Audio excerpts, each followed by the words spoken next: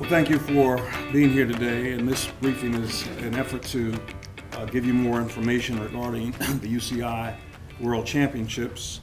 As you all know, the best kept secret in town is that we're hosting a big party September 19th through the 27th, and the thing you need to know is that it's 148 days from today. We're excited because this is an exciting opportunity for the city of Richmond and slated to generate $130 million in economic impact for the region. The Richmond 2015 is here today, and Medalist Sports are busy getting ready for the race and this event. And there's a lot that we have to do. There's a lot that we have to do to get ready for the race, and we're working hard to make that happen. This briefing and those to follow are designed to keep you informed about our preparations. For example, questions came up recently concerning my budget proposal and police overtime. There are issues of paving and gateway beautification. All of those things we're going to talk about so that we can keep you informed, so you can better prepare and know what we are doing to prepare. We also want to talk about our commitment to the bid package that totaled $5.5 million in cash and in-kind support, the expenditures that we're making in preparation for the event. These expenditures are going to benefit the city overall, and they're going to count to our overall contribution.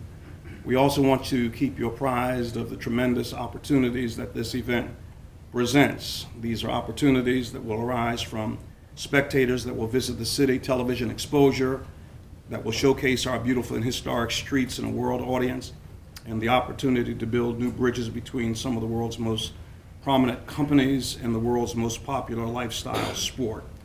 Over the 9-day event, we're expecting to leverage our outstanding cultural, entertainment, and hospitality assets as we host this global sporting event.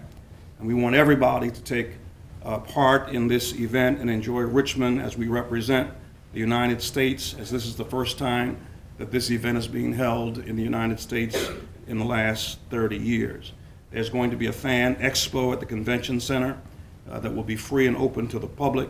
There'll be exhibiting opportunities and hospitality hosting opportunities for local and visiting businesses. Many exciting events are being planned, like Conquer the Cobbles and other fan fest activities that the public does not want to miss. What we want to take away from this today is that this is going to be a cool party. It's going to be something that we want the citizens of Richmond to be involved in. We don't want them to just be spectators, but we want them to participate in this amazing event and this opportunity that we have to show off our wonderful city. And so we're inviting everybody to plan to come downtown, not stay away from downtown, but come downtown and enjoy the Worlds as we host them in September. Today's focus is largely on our preparations as a city, and we have a lot of key people involved, and those key people, many of are in the room today. And what I've done is establish a lead person to represent us and to kind of pull things together, and that's Deputy Chief John Peturla. Chief Peturla has over 36 years of experience. He's the former CAO of New Haven, Connecticut. He has a background in Homeland Security, and because of his breadth and depth of his experience, in particular his broad knowledge of all city departments, he's the perfect person to guide us in this effort. And so with that, I'm going to turn it over to the chief, and he's going to give you some information, and then we'll be glad to take questions after the chief is finished. Chief? Thank you. Morning, everyone. Morning. First, I have to say thank you to the mayor for the opportunity to do this. This is truly a unique experience for all of us, for all the residents in the city, for the Commonwealth, and for people up and down the East Coast. This is a great opportunity to showcase the city, and I'm honored to be part of it. And I am just the one voice that stands here today, and there are many hands making light work, and you'll see that as we go along. Just to give you some event highlights, because there might be some people that may have missed some things over the last few years, but we anticipate about 450,000 people over the course of 9 days coming to the city and to the region. great television and internet exposure with an estimated 300 million people are going to be watching with live television. There's accredited representatives that should be someplace in and around the 6,000 number that will be coming in, media people coming in, 1,000 athletes from 70 different countries. That's just a tremendous, tremendous outreach from all the countries. 500 journalists and media outlets estimated to be from 35 different countries. So we'll have a truly an international flavor here. There's a significant impact in and around the economic side of things. As the mayor had said, we anticipate approximately 130 million to the region, with additional tax revenues and a total of 158 million for the Commonwealth through this event. As the mayor said, you know, the event itself is a global event. It's an international event that we're preparing for. So we've broken it down from the city's perspective into a variety of different areas that we are focused on. Public safety, emergency management, our streets and roads, wayfinding. We want people to be able to enjoy their experience, get around. Beautification, sustainability. Saw yesterday the Earth Day celebration, how we made progress as far as sustainability. Tourism and economic development, permitting and licensing, and then the city's customer service. Captain Will Smith, who is actually on a conference call relating to this, has led our unified planning operation for public safety, and he has truly been involved in this for about 4 years. We have local, state, and federal partners. These are the budget numbers that the mayor was referring to. What's key is that the planning process is truly unique. The planning process for public safety has been a regional planning process that is unprecedented, because we brought in police, fire, EMS, communications, all the various entities from federal, state, and local partners to do this, and we anticipate that plan to be ready sometime early May. They're making great progress with that. Critical infrastructure meetings have been continuing. So those are the various sectors, the utilities, banks, courts, hotels, the business areas, railroads, airports. We've been meeting with all of those folks in preparation for this to give a really good view of what the event itself is and make sure that we're all prepared. Our streets and road preparation has been ongoing for a number of years. We've looked at this. You all know that we very successfully hosted a collegiate event, which was really a test event for us. So we've learned some things, and there's some areas that we've been addressing. We've paved 24 lane miles along the race route, totaling about $1.6 million, and we have 13 additional race route lane miles to be done prior to the completion or prior to the race, which will be done by August 30th. There's a definite benefit in what we've been doing because it ties to the overall beautification of the city with some of the work for the roads and streets that have been done. Speaking of beautification, the gateway coming into the city, the VDOT interstate and gateway and landscaping projects in conjunction with the city total $2.6 million, with the city's share to be $580,000. This is an example of the gateway signs that will be installed, the gateway sign that will be I-95 and 64 7th Street Bridge on that exit. It's going to be the welcome coming into the city. It's pretty dramatic and it's pretty impressive. We have a great opportunity here. We're restoring the 23rd Street Hill, the cobbles there, which are a key. That was one of the key things that the racers truly love, was the fact that Richmond has cobbles that can be part of the race. They absolutely love it. It's just another example of how we're leveraging the race to do great improvements in and along the course. Franklin Street cobbles are also going to be restored, and that street is being converted from one-way to two-way. There's additional future work that has been scheduled.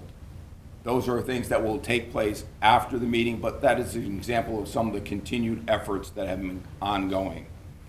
The paving projects, since 2012, the paving projects, the city has spent approximately $30 million on paving in and throughout the city, and you saw about $2.6 million of that has been specific for just the race. We've installed 6 miles of bike lanes and adding 14.5 additional bike lanes coming up. The Capitol Trail, the Cannon Creek Gateway, those will all be constructed by September. Bike racks. Obviously, we're focusing on a bike race. We anticipate bikes being prevalent throughout the city. So we're installing bike racks to coincide with race routes. We had an economic benefit using workforce development to help construct some of those, and that's a huge benefit for folks who are getting out into the field. 268 bike racks installed with 150 additional to be targeted by September. In addition to that, Richmond 2015 will have some bike valets in key locations in and around the course that we'll talk about in future briefings. We've upgraded sidewalks. There's 7.5 miles of sidewalks that have been upgraded to be ADA compliant. A walkable city is key, and we're anticipating those 450,000 people over 9 days visiting our city. We want them to be able to walk through the city. 630 street signs in and around the area will be restored and replaced with a target of 950 signs total by race time.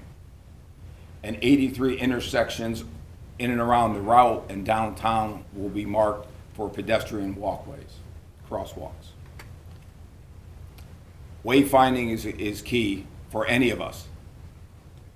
What would we do without our GPS? So these new wayfinding signs, 99 signs will be installed as part of the wayfinding project, and 60% of those will be in place. What a great addition to the city to have these signs. We talk about beautification. We have a great city. And as in any city, trees are important. There's 147 trees planted to date along the main route, with 29 empty tree wells that will be done by mid-May. This is the perfect time of year for that. The 3rd and 5th Street gateways are going to receive planters in partnership with Venture, Richmond, Lucy, and Norman from Maymont. That partnership will, and you'll see on the next slide, a demonstration of that. East Broad Street Gateway, Dock Street, and Libby Hill. Libby Hill is a key component of the race, and that, in addition, will be beautified. And this is an example of how the gateways will be additionally beautified with some large potted plants and things of that nature in along the actual route. And this is the 3rd Street Gateway, and this is the 5th Street Gateway. So this is what people will see coming in and into our city. Sustainability. As I said, yesterday was Earth Day, and we had a great event up on Libby Hill. We're going to have water bottle filling stations. We're going to have recycling, composting, educational enhancements, and it's volunteer driven. There's a great number of people that have already volunteered and will continue to volunteer either through the city or Richmond 2015. So there's still a great opportunity for people to do that. We have a local organizing committee, and our local organizing committee is headed up by Anidra Bourne, and the committee has been charged with really trying to make this a special event for the city and trying to really enhance all of our residents and our guest experience here. Working with our tourism to train ambassadors, and also spearheading some beautification projects and some additional retail opportunities in and around the race routes. Permits and licensing. We would be remiss if we didn't look at the growth of the city and the permitting and licensing that's going on. So we have some specific work restrictions that are in place during the race time and just prior to the race. And we're going to adhere to those just to ensure that none of the construction or anything going on will interfere in any way with the experience that our athletes and our guests will be experiencing. Our 311 center will be the focal point for our residents to be able to call in the event they have questions.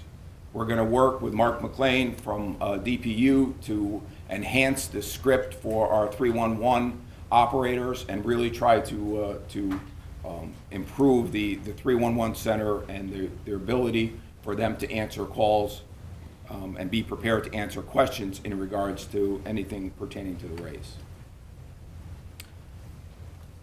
As you were told, this is one of what will be a series of briefings. We're going to talk in the future about transportation and the operations plans. We're going to talk about parking, city services, street conversions, and the bus routes. In the future, we'll have a better idea on exactly what the entertainment will be. We'll be able to advertise those things, talk about the fan zones that will be in place, and look at various opportunities such as some improvements and opportunities on Monument Avenue, Main Street Station, Lee Bridge. We have some great ideas for the future. We've engaged with public schools, states, courts, downtown merchants, and churches in regards to the race, and we'll have some additional information in the future about those and potential impacts. Now we'll entertain any questions. Yes, sir. You mentioned retail along the race course. Can you talk a little bit about what's being done? I know there was some talk at one point about pop-up shops up and down, like near the start of the convention center, just some of those vacant, sort of run-down properties. You're exactly right. There has been some talk about it. Anidra, would you like to address that? Good morning.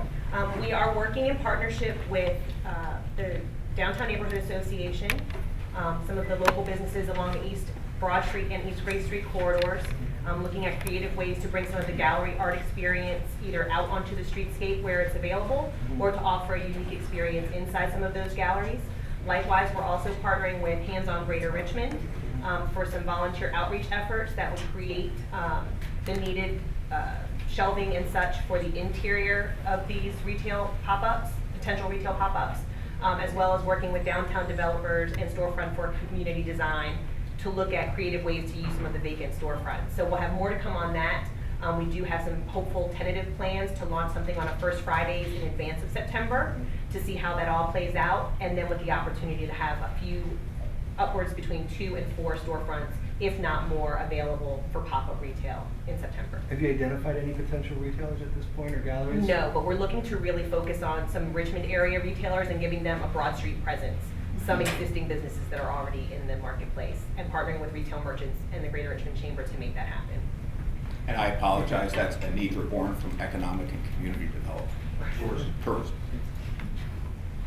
There are a lot of different dynamics that are coming into play here, but if you had to say at the moment, what do you think is the biggest challenge that we're facing right now as we prepare? You know, because we had the collegiate race, we had a test run. So we are really, truly, really ahead of where we were for the collegiate, and we're really just pulling things together. Everybody has been working diligently in their own areas, and my role really is to start to pull it all together. So we're really in good shape, and we will be 148 days from now. I think everybody will be very pleased with the outcome. Yes, and I should have introduced Captain Will Smith, who I mentioned was responsible for our safety and security plan, working with our regional partners. Is the 5.5 million, is that figure grown over the last 4 years, or is that sort of what you expected the whole time? I know it's in kind and some cash. I believe that's been the number that has been for the entire time. Yeah, if I can jump in, there was, the city's bid was an $11.5 million bid, and the city's commitment was $5.5 million from the very beginning. Okay, cool. So we want to mention that we have with us today 2015 Tim from the 2015 organization. We have Venture Richmond, Lucy, Maymount, Norm is here from Maymount, Jack from the Convention and Visitors Bureau, and then all of our city heads. And so this is a concerted, unified effort to make sure that this event goes off without a hitch and that we do this well. One of the things that media can help us with is encouraging people to be a part, the citizens of Richmond to be a part of the championships. We don't want to put this race on for visitors. We want the city to be a part of it, and we're encouraging people to come downtown. We are able to handle the crowd. 450,000 people is over 9 days. It's not 450 people all at once. It's over 9 days, and we're handling, just this weekend, we're handling RIR and the crowd that will be there. We do the folk festival, and we handle the crowd there. And so we can handle the crowd, and we are fixing it so that information will be readily available so that you can navigate getting to work, getting downtown. And we want Richmonders to be a part of this big party that we're throwing. All right, and we will continue to have these updates for you so that we can keep you apprised. Thank you very much. Good job.